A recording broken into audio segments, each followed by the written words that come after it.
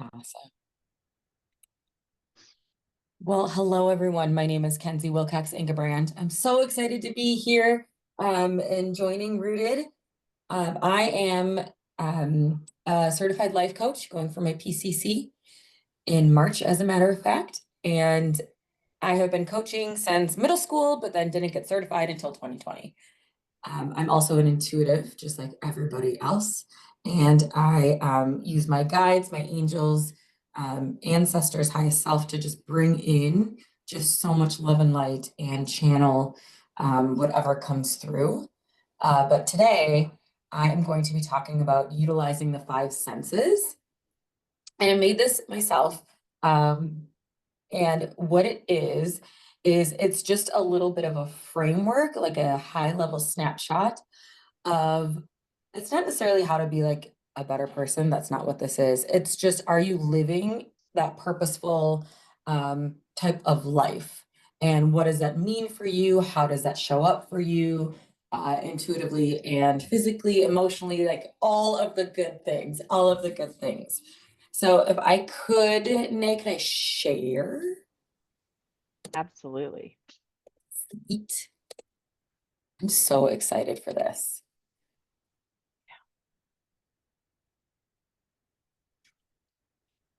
Isn't this great? It's utilizing the five senses. Like, do you get it? Because like the five senses, touch, smell, everything. But instead of the actual senses, what we are normally used to, it is taking on a different meaning.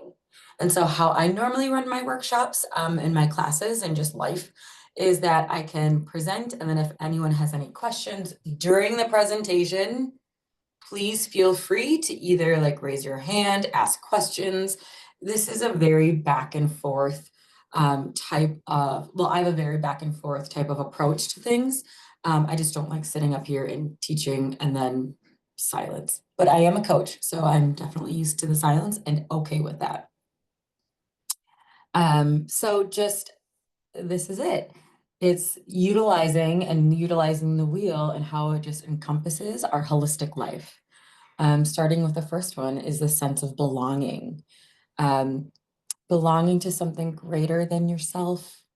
And what that might look like for people is finding that community, that connection, and that sense of value. When we moved up here in a completely different spot in the state of Minnesota, my husband and I, after being in our hometown for about 36 years, and when I was making this, I was just feeling that big nostalgia of, God, did we make the right decision? I just want to be home. And what came to me was, wow, I'm missing something. I'm missing something. I'm missing that sense of belonging, of literally walking down the street and having, it's not a song, having everyone know your name. So corny. But that's what our hometown brought to us. And so I was looking for that sense of belonging where I moved. And so you can find it, and I have found it, thank goodness, by putting the intention out there of finding those community and those different types of connections and value. And we talk about this later, of what you bring to the table and what they bring you, because this is a two-way street.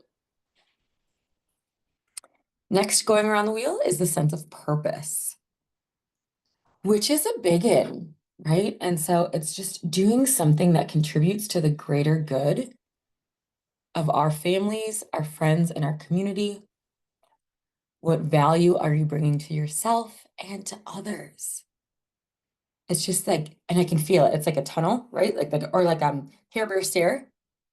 I'm almost 40, so I know you guys know what that is. When you were little and you had like the Care Bear stare coming out from their tummies, that's what I feel like a sense of purpose is what are you portraying? What are you giving out into your families, into your friendships, into your relationships? Thanks, Jerry. And what value are you bringing? Um, and we can go through, I love Brene Brown's, and there's a ton of them out there about different values and beliefs. And so one of mine is connection. And so I bring that sense of connection. That's something I value. And so wherever I go in there with that type of intention. And that's my sense of purpose, is that connecting all of these bigger things, all of these little things into something absolutely magical. And I do ask, if I'm on the right track. And so my spirit guides like to mess with me all the time. They're very snarky and sarcastic, which I love. But sometimes they're just very, very intentional and super sweet. So they send me hearts and feathers, of course, dimes, and those funny little faces. If you just look for them, they're absolutely everywhere. So that is also my sense of purpose, knowing that I'm on the right track. The next one is sense of freedom. And, the sense of freedom to choose ourselves over and over and over again and to live in our authenticity and our truth. And so some of those questions that come in are like, what gifts are you using for yourselves and for others? I know that's basically just, kind of self-explanatory, right? Is what gifts are you using for yourself and others? And a lot of it is love. A lot of it is the ability to speak our truth. A lot of it is the ability to be who we are and who we want to be. And it's the freedom of choosing ourselves over and over and over again. And part of that for my ritual is like, I wake up and I'm like, God, I'm so glad that I have my personality. I love my personality. Do I mean it every day? No. Do I fake it till I make it until I actually like love it? Yes. But for the majority of time, I love it. I love who I was, who I chose to be in this world and who I continue to be. The sense of meaning. This is like great, right? It's a sense of character. Like, who are you when no one is looking? What brings you joy? What brings you love? It's picking up that piece of trash and it's like when no one's looking. It's holding the door for someone. That's definitely sometimes like what I do and what that means to me is giving back and leaving it a little bit better than we found it.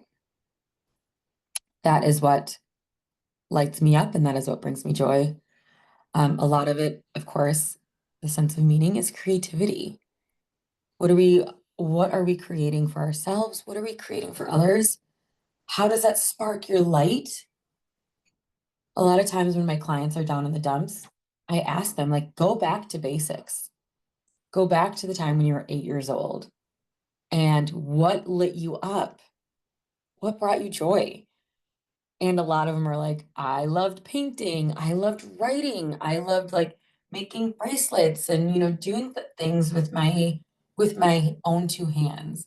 Where now we're kind of like stuck behind our computers and going beep, bubble beep beep beep. It's like that's not fun. It can be, but does that bring you joy? And if it doesn't, what does? And it's going back to your 8-year-old self or higher or lower, whatever you need, floats your boat and asking that inner child, like, what was it? What is something that I like, parked and haven't really thought of since?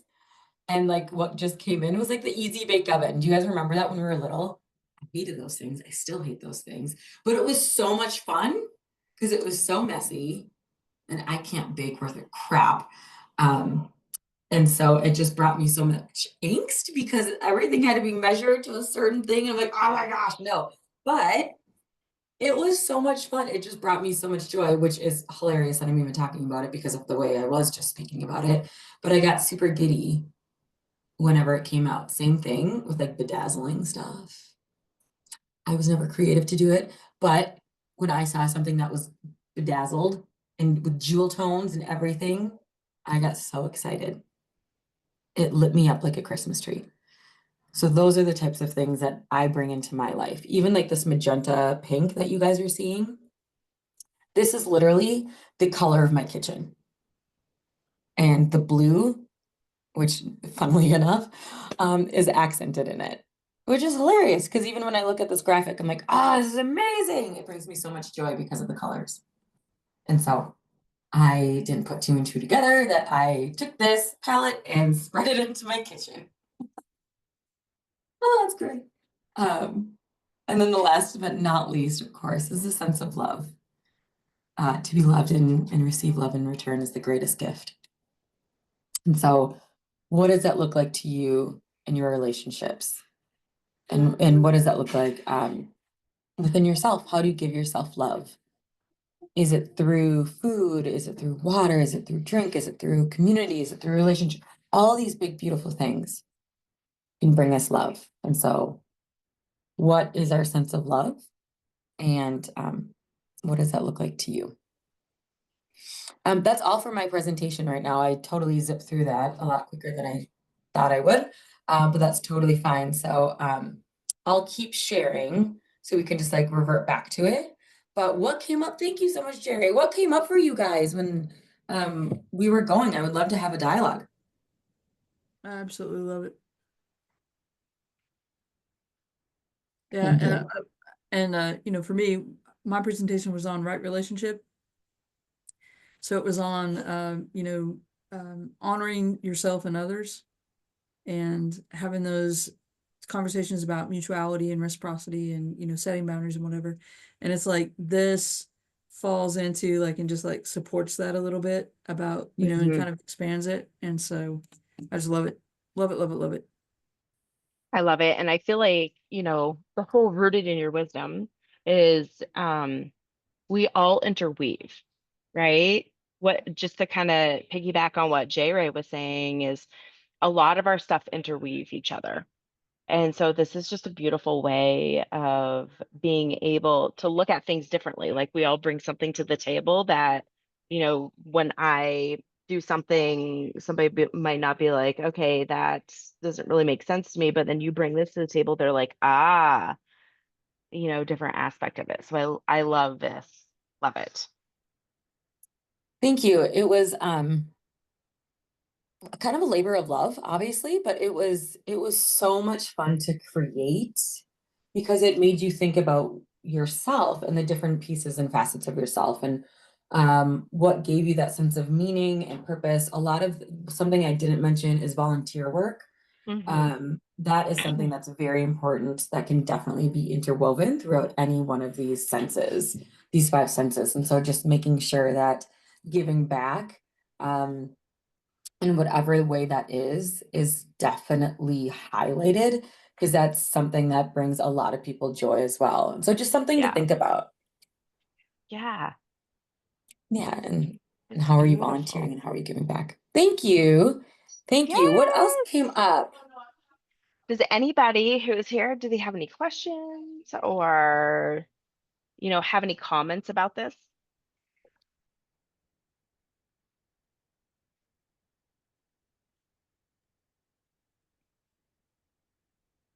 So I just had a thought, Dee, and I think some of this can kind of go back to what we were having a conversation about with your niece and things that she's facing. Perhaps this could be helpful for her as far as like helping her like expand on some of her own self-care as she navigates, the transitions where they are kind of in that situation. Hmm. Yeah, that's a fantastic point to bring up.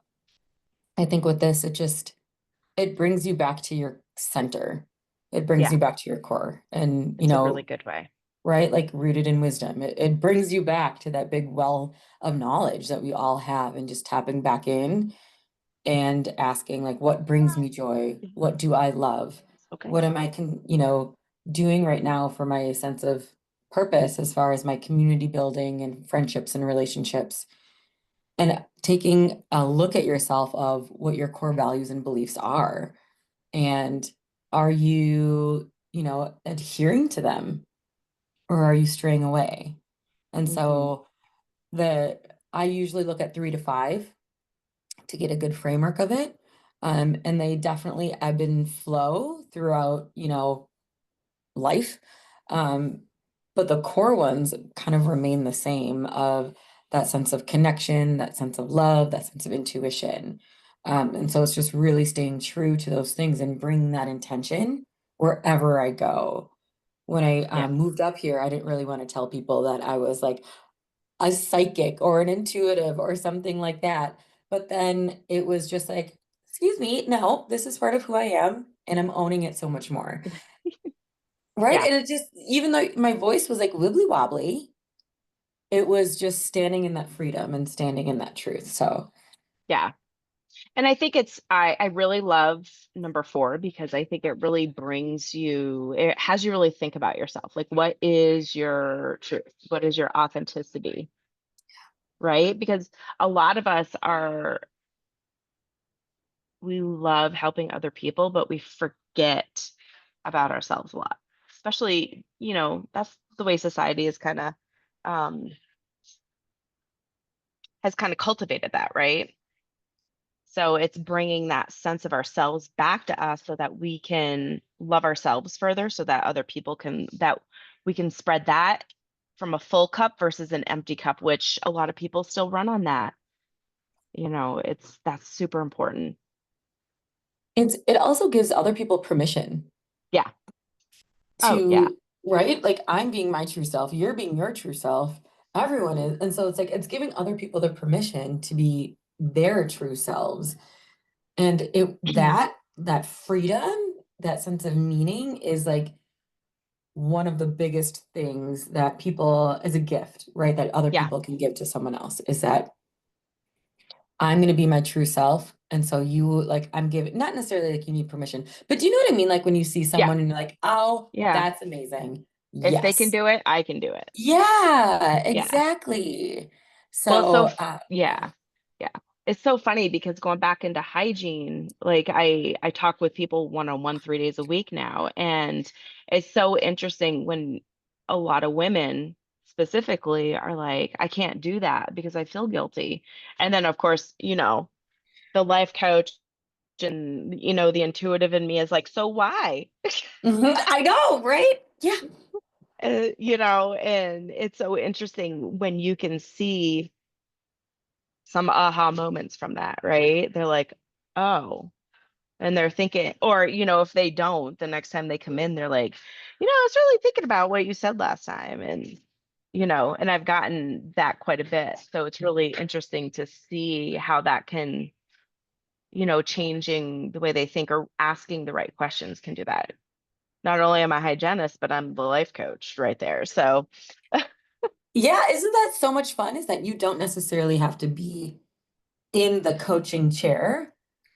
You can be like hovering over, cleaning someone's teeth and everything like that. And like, you don't have to just be in that coaching space because as coaches, we're always there. It yeah, never leaves us. We just embody it. yeah, And I think that's like, a blessing and a curse, but it's a huge blessing more often than not. yeah, Because then as coaches, you just want to like dig in deeper and deeper, like asking those 3 to 5 questions to get to the core root. But sometimes you just want to be a human too yeah, and be like, well, yeah. yep, Yeah, it's so like, funny. Not that you're not vulnerable anyway, because I'm like hanging over you, but let me just ask you some vulnerable questions. yeah. I also find like the dentist is like when spirit comes in a lot too. Yeah, Oh my yeah, gosh. My hygienist, I'm like, okay, talk to me about what's going on with this, and this. And it's just like, it's vice versa, right? And it's yeah, so much fun. And yeah, your coaching hat never takes a break, even though sometimes we definitely want it to. But that's just like our sense of purpose as well, to a certain extent. Like it just becomes us, we just become it. yeah, And it just is natural to ask those questions like in that soft approach and like let's talk about the barrier, shall we? It's yeah. like I just came here for a cup of coffee. It's like, well, mm, about that. So yeah, this Beautiful. is this is really, really great. All right. So I'm gonna go ahead and stop recording.